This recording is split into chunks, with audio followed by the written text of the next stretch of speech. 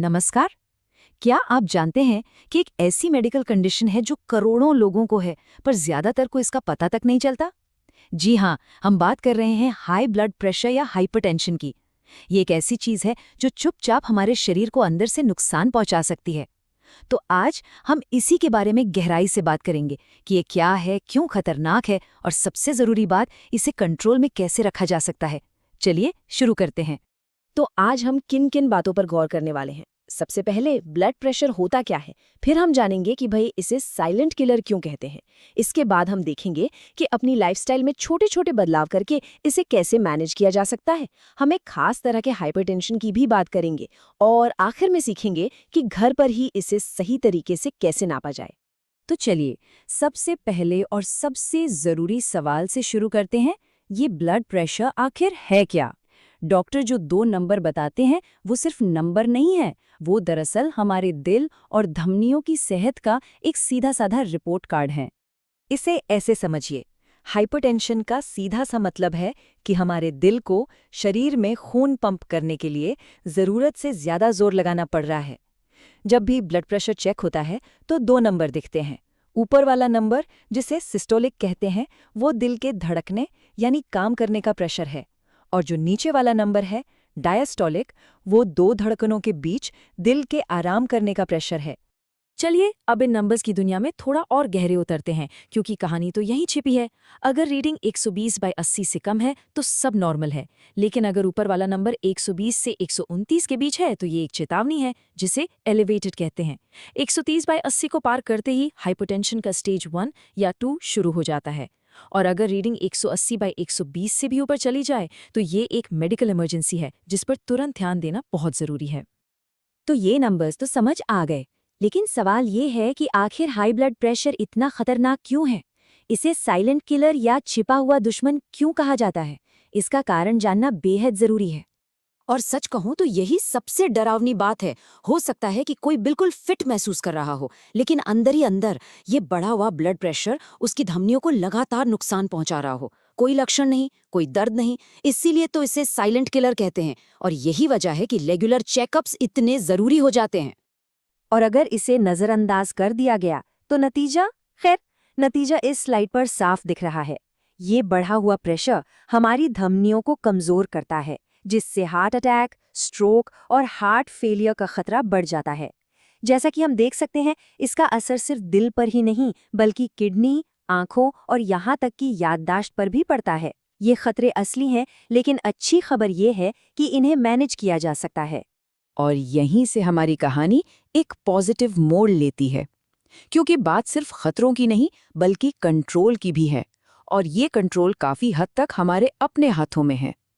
अपनी जीवन शैली में बदलाव करके हम अपने ब्लड प्रेशर को काबू में रखने में एक एक्टिव भूमिका निभा सकते हैं। तो ये हैं वो 4 सबसे असरदार हथियार। थोड़ा वजन कम करना, रोज सिर्फ 30 मिनट की एक्सरसाइज, दिल के लिए अच्छा खाना और खाने में नमक कम करना। सुनने में ये भले ही छोटे कदम लगें, लेकिन यकीन मानिए ये मिलकर बहुत बड़ा फर्क पैदा कर सकते हैं। जब बात आती है हेल्दी खाने की, तो एक नाम बार बार सामने आता है। इसका नाम है डैश डाइट। डैश का मतलब है dietary approaches to stop hypertension, यानी खाने पीने के तरीकों से हाइपरटेंशन को रोकना। इसमें मुख्य रूप से फल, सब्जियां, साबुत अनाज और लीन प्रोटीन शामिल हैं। ये कोई मुश्किल डाइट नहीं, बल्कि खाने का एक हेल्दी और बैलेंस्ड तरीका है। और सबसे कमाल की बात, स्टडीज बताती हैं कि सिर्फ इस डाइट को फॉलो करने से ही ब्लड प्रेशर 11 पॉइंट तक कम हो सकता है। सोचिए ये कितना बड़ा असर है। और जब नमक कम करने की बात आती है तो बस एक जादुई नंबर याद रखना है, 1500 मिलीग्राम। ये एक दिन के लिए आदर्श मात्रा है, जो तकरीबन आधे छोटे चम्मच नमक के बराबर है।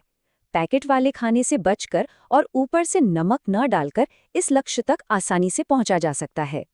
अच्छा, अभी तक हम जिस हाई ब्लड प्रेशर की बात कर रहे थे उसे डॉक्टर प्राइमरी हाइपरटेंशन कहते हैं, यानी जिसका कोई सीधा साधा कारण नहीं होता। पर कभी-कभी कहानी थोड़ी अलग होती है। कुछ मामलों में हाई ब्लड प्रेशर किसी दूसरी बीमारी का लक्षण होता है। इसे समझना भी जरूरी है। क्या ऐसा हो रहा है कि दवा लेने के बावजूद ब्लड प्रेशर काबू में नहीं आ रहा, या फिर ये अचानक बहुत कम उम्र में ही शुरू हो गया? अगर ऐसा कुछ है तो हो सकता है कि एक अलग तरह का हाइपरटेंशन हो। इसे ही कहते हैं सेकेंडरी हाइपरटेंशन। मतलब यहाँ हाई ब्लड प्रेशर खुद में कोई बीमारी नहीं है, बल्कि किसी और छुपी हुई प्रॉब्लम का एक सिग्नल है। जब उस असली वजह का इलाज किया जाता है तो ब्लड प्रेशर अक्सर अपने आप नॉर्मल हो जाता है। तो वो छुपी हुई प्रॉब्लम क्या हो सकती है? देखिए, इसके कुछ आम कारण हो सकते हैं। किडनी या थायराइड की समस्या, स्लीप एपनिया या फिर कुछ खास दवाएं। इसलिए अगर ब्लड प्रेशर कंट्रोल करना मुश्किल हो रहा हो तो अपने डॉक्टर से इन वजहों के बारे में बात करना बहुत ज़रूरी है। और अब आते हैं सबसे आखिरी लेकिन शायद सबसे ज़रूरी हिस्से पर। देखिए, मैनेजमेंट की चाबी मॉनिटरिंग में है। घर पर अपने ब्लड प्रेशर की नियमित रूप से जांच करना ये पक्का करने का सबसे अच्छा तरीका है कि लाइफस्टाइल में किए गए बदलाव और दवाएं काम कर रही हैं या नहीं। लेकिन एक बात का ध्यान रखना बहुत ज़रूरी है, हर मॉनिटर एक जैसा नहीं होता। सबसे सटीक रीडिंग के लिए हमेशा ऑटोमेटिक कफ स्टाइल वाला मॉनिटर ही चुनें, जो आपकी ऊपरी बांह पर लगता है, जैसा बाईं तरफ दिख रहा है। कलाई और उंगली वाले मॉनिटर उतने भरोसेमंद नहीं माने जाते। और सही रीडिंग पाने का एक सीक्रेट फॉर्मूला है, बस इन आसान से स्टेप्स को फॉलो करना है। चेक करने से 30 मिनट पहले कोई भागदौड़ या कैफीन नहीं। आराम से बैठें, पीठ सीधी, पैर जमीन पर। अपनी बाहों को दिल की ऊंचाई पर टेबल पर रखें। कफ को हमेशा सीधे स्किन पर लगाएं, कपड़ों के ऊपर नहीं। मापते समय बिल्कुल शांत रहें और बात न करें। और हमेशा 1 मिनट के गैप पर 2 रीडिंग लें ताकि औसत निकाला जा सके। तो हाई ब्लड प्रेशर एक बड़ी चुनौती है, इसमें कोई शक नहीं। लेकिन इसका कंट्रोल भी काफ़ी हद तक हमारे अपने हाथों में है। जानकारी और सही आदतें इसके सबसे बड़े हथियार हैं। अपने नंबर्स को जानें, अपनी लाइफस्टाइल को बेहतर बनाएं और नियमित निगरानी रखें। तो सवाल ये है, अपनी सेहत का कंट्रोल अपने हाथ में लेने के लिए क्या हम तैयार हैं?